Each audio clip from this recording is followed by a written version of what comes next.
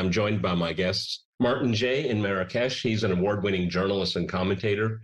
And in Budapest, we crossed to George Szamuely. He's a podcaster at The Gaggle, which can be found on YouTube and Locals. All right, gentlemen, crosstalk rules. In effect, that means you can jump anytime you want, and I always appreciate it. All right, let's start out with George in Budapest. Well, one heck of a weekend. Let's put it that way, gentlemen.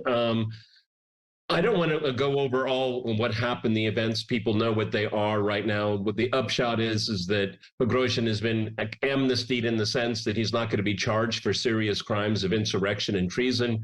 We had the good services and offices of the Belarusian President Lukashenko offering a compromise. Prigozhin will go into what I suppose is called exile.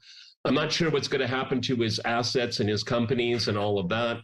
And his fighters, a part of the Wagner Group, those that did not participate in the insurrection will be dealt with in a normal fashion, probably given a contract within the military. But George, the significance of what happened over 36 hours is huge. Your thoughts? Well, it's very hard to absorb so much information of the past 36 hours. One can see right away who's celebrating and who's worrying.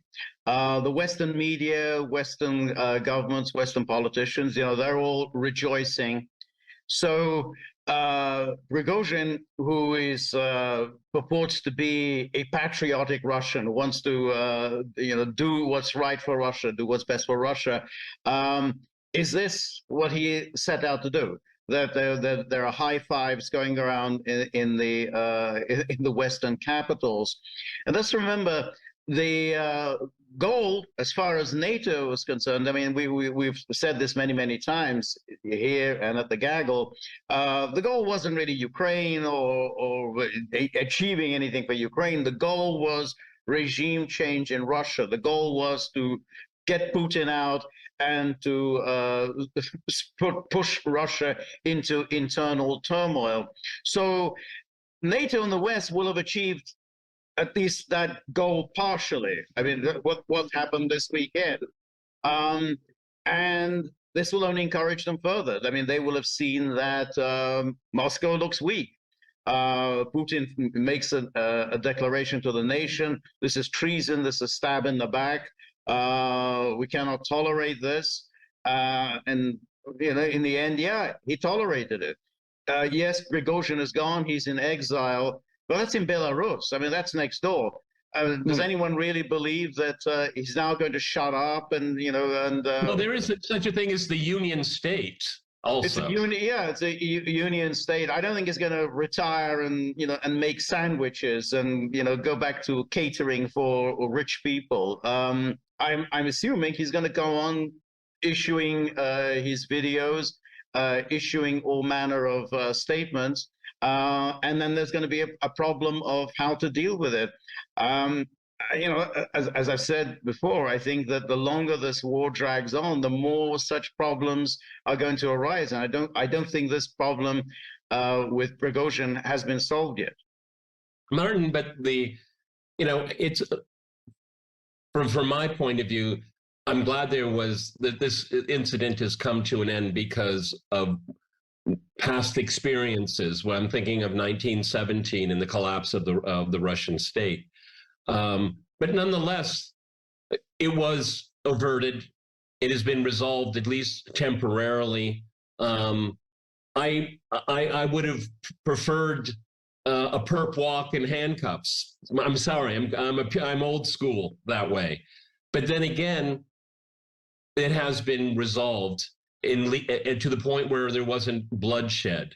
But the ramifications, and George was getting close to it, is that, when you take up arms against the state, that is probably the most serious crime you can commit, and it's being washed over. That is problematic, Martin. Yeah, and we would assume, if you indulge yourself with the narrative of Western media, we would assume that Putin, being the hard man, would come down like a ton of bricks on this guy and anybody else.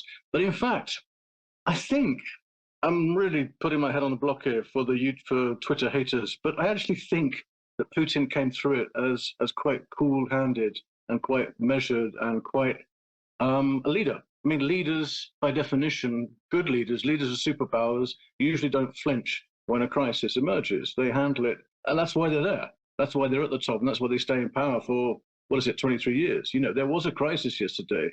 I don't think it was an attempted coup. I think we all got a bit too excited with that. I think the word coup d'etat is probably wrong. I think the proper French cliche, if we want to go down that route, is coup de théâtre. It was a drama.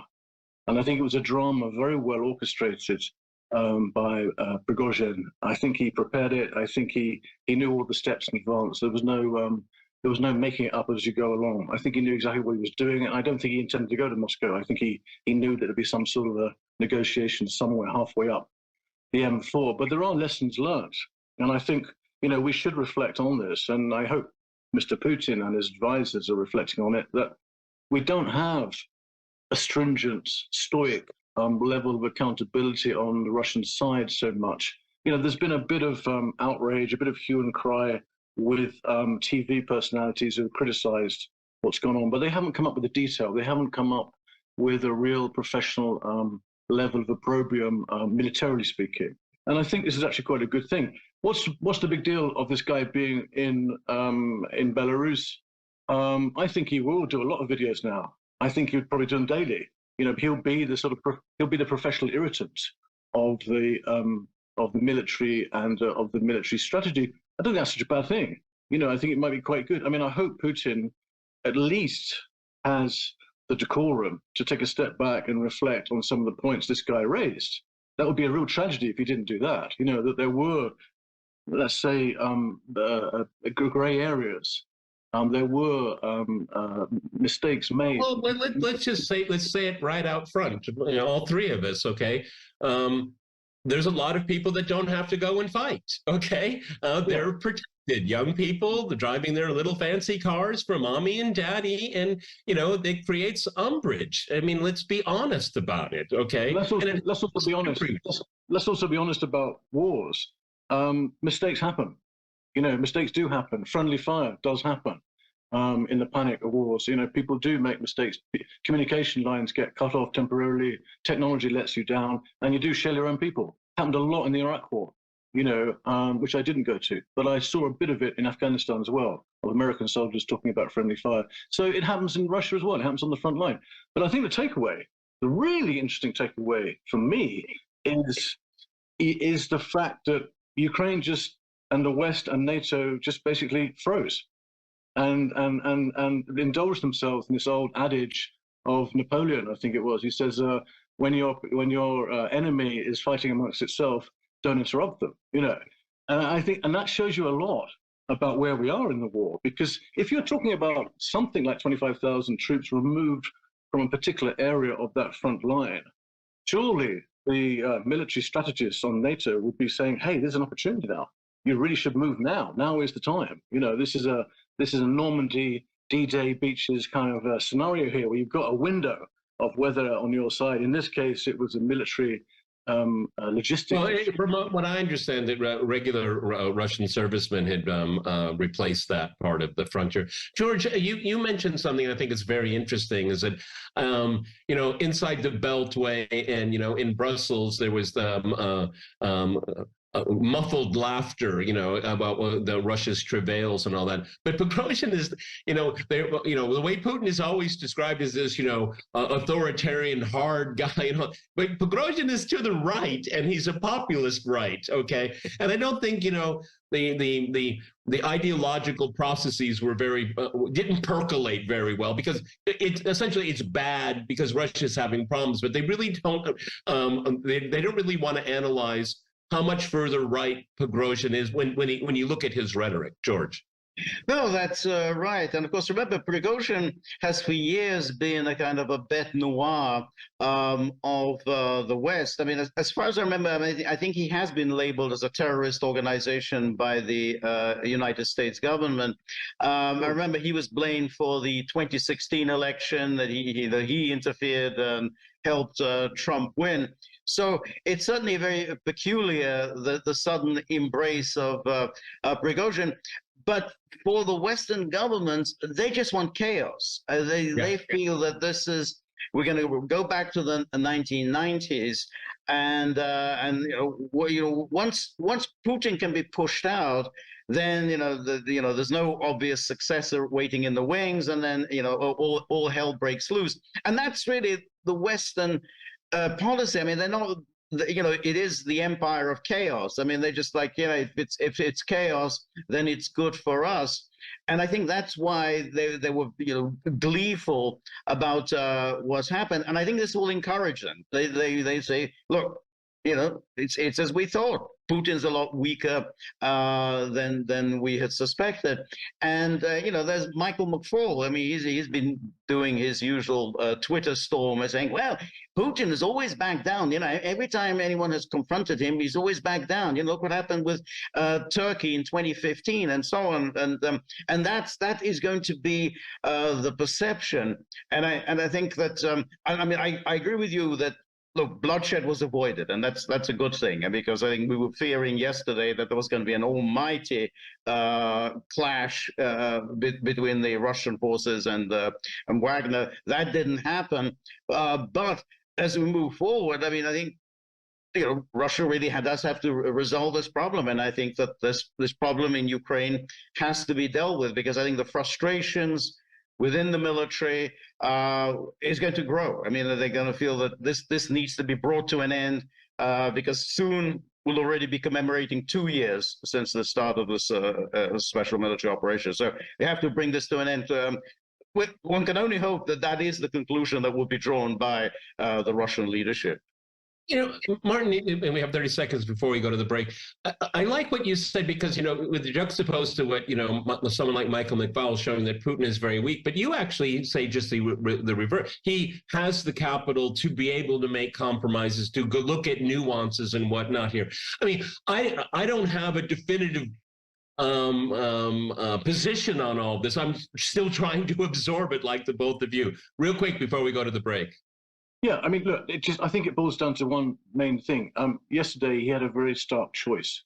If he had taken a more aggressive viewpoint towards this mutiny, what was he looking at? He was looking at a situation of actually sending Chechen soldiers to Rostov-on-Don. That would have been a bloodbath. That would have been literally a bloodbath. And where do you go from that bloodbath? Think about the morale in the army. Hold that thought, my friend. We have to go to a hard break, and after that hard break, we'll continue our discussion. Okay, Martin, let's go back to you in Marrakesh. We had to go to a hard break. I interrupted your thought. Please continue. So yeah, I think so. We looked at the situation there where we could have had a sort of internal strife, a civil war within Russia's forces. Putin avoided that, and I think he played a very masterly card, and quickly, very, very quickly, worked out a way of actually resolving the issue, diffusing it, and doing, being the chief politico, the somebody who shows real leadership and stayed calm under pressure and resolved the crisis. And imagine all of these opinion writers, all of these experts on CNN, with the garbage they've been writing over the last 24 hours, how they have to backpedal today, because all of them have been writing words like crisis, empire crumbling, Putin on the edge, facing the abyss. Is this the tipping point? And all of this nonsense, of course, is just that. It's absolute rubbish. Well, I'm not going to name names here. I'm going to go to George. Name them. No. It's not going to be the point. The point is, I was sent in a link in the early evening, and it was basically, pack your bags, Peter. It's over.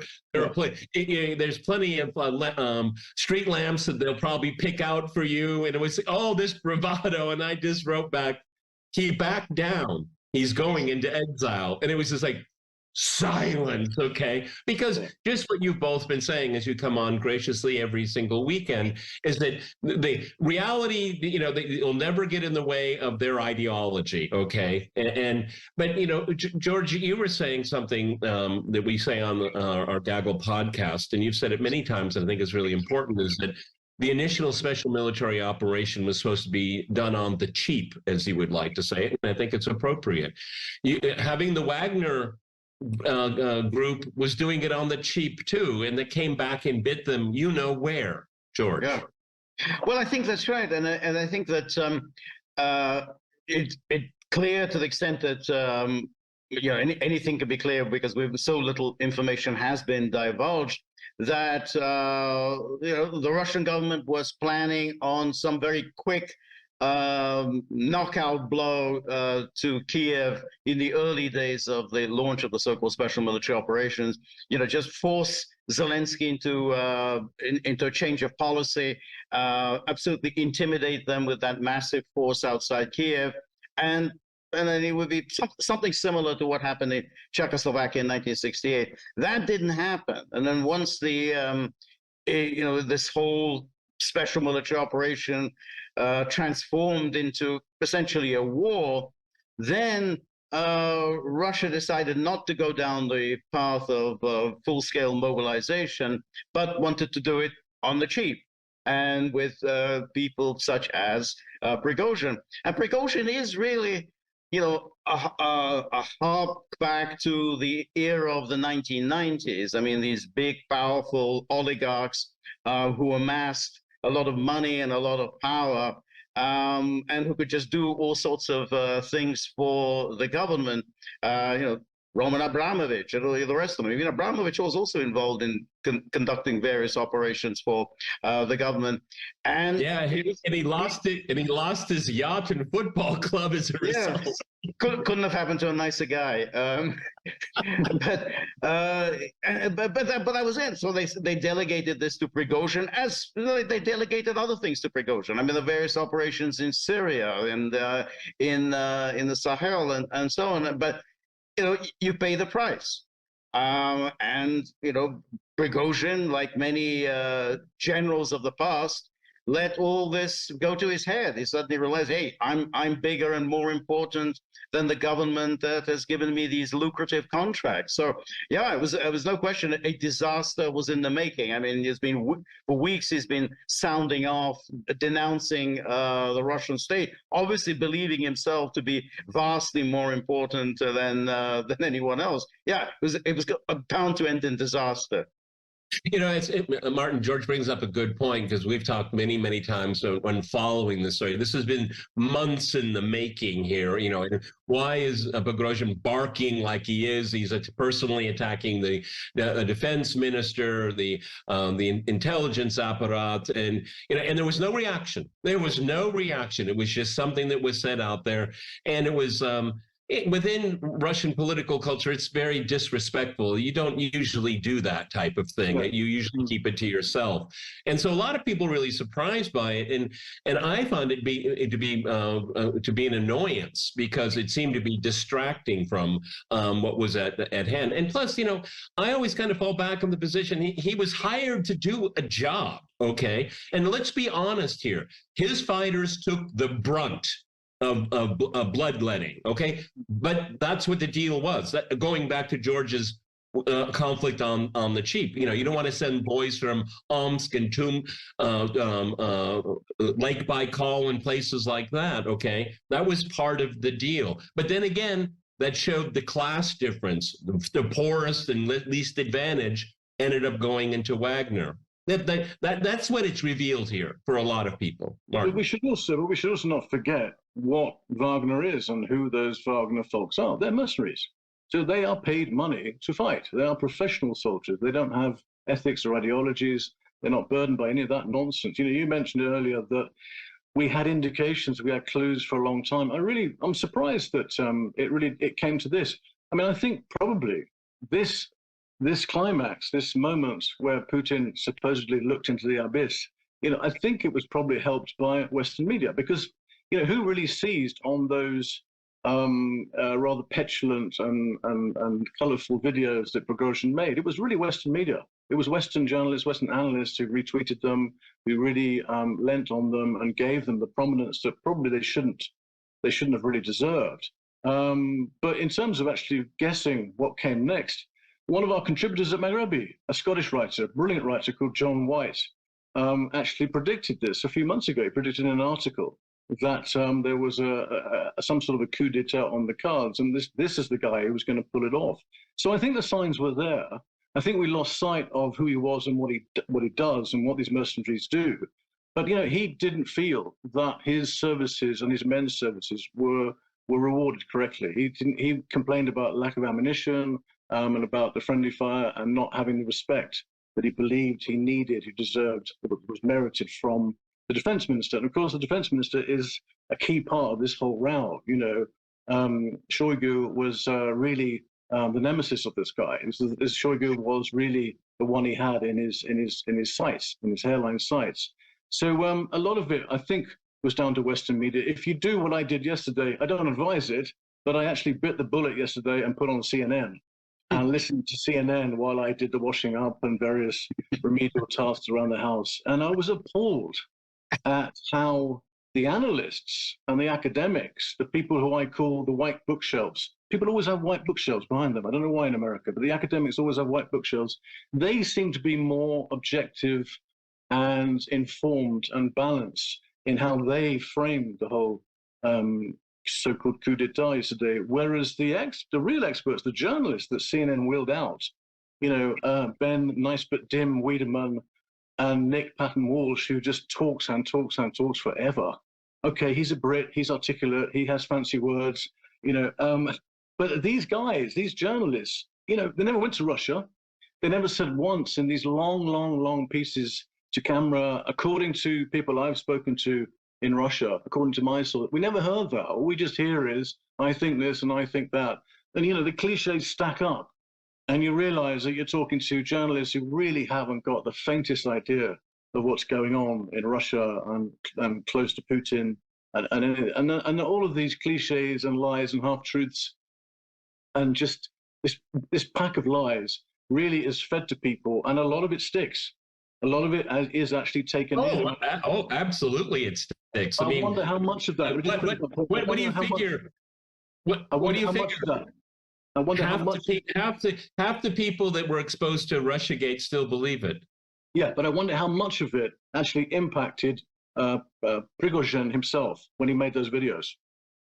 Yeah, well, George. I mean, we can take a step back. I mean, it seemed to me as the events were unfolding up to this weekend, Prigozhin's position was actually being diminished. I mean, the Wagner group was being withdrawn. They had done their job. They bled. They got a lot of kudos from the public. I mean, it was very interesting watching over the last 36 hours these Telegram channels that worshipped him, and they had to tie themselves into a huge pretzel trying to figure out how to explain this. Okay. And it was, and then I agree with Martin. I think, it's just kind of flaming out with knowing somehow there wouldn't be severe consequences. George. Yeah, I think so. He'd obviously been trying his luck, issuing video after video, and we were astonished that he could just speak like this about the top brass. After all, he was still working for them. He was under contract to them, and that's the way he spoke about them. And there's no question that once he has gone down this path of attacking the Russian government, the leadership, and essentially spreading a message of defeatism. I mean, it was defeatism, demoralization, that, how different are you now from CNN, as Martin was saying? How different are you now from what the British government is saying? You're basically saying the same thing they are. I mean, you're just echoing their talking points. Russia's rubbish. Russia is being led by terrible people. Russia can't win this war. They're getting clobbered by the Ukrainians. Ukrainians are much better fighters than the Russians. Well, he's now just sounds just like Michael McFaul. And then you have to wonder, well, was there some point at which contact was made between Western intelligence services and Prigozhin? Hey, why don't you try something? This might be the right time. Well, one thing I can tell you that when going through the city, as this was going in the city of Moscow, and talking to people and observing people, one thing was absolutely sure, that there was this profound hope that there would be no bloodshed, that no instability is something that people dread here. And that's one of the reasons why Vladimir Putin maintains his popularity. I think for reasons that Martin has already explored here. You know, you make hard decisions, you have political capital, you can expend it. Oh, it doesn't always make you look good. Okay. Yeah. It's the more of the long-term outcome that is important here. But gentlemen, this story is far from over. I think we just going around the edges here because so much more can unfold, and we're going to learn a lot more. And we found out how a lot of disinformation works right in front of our eyes. All right, gentlemen, that's all the time we have. I want to thank my guests in Marrakesh and in Budapest.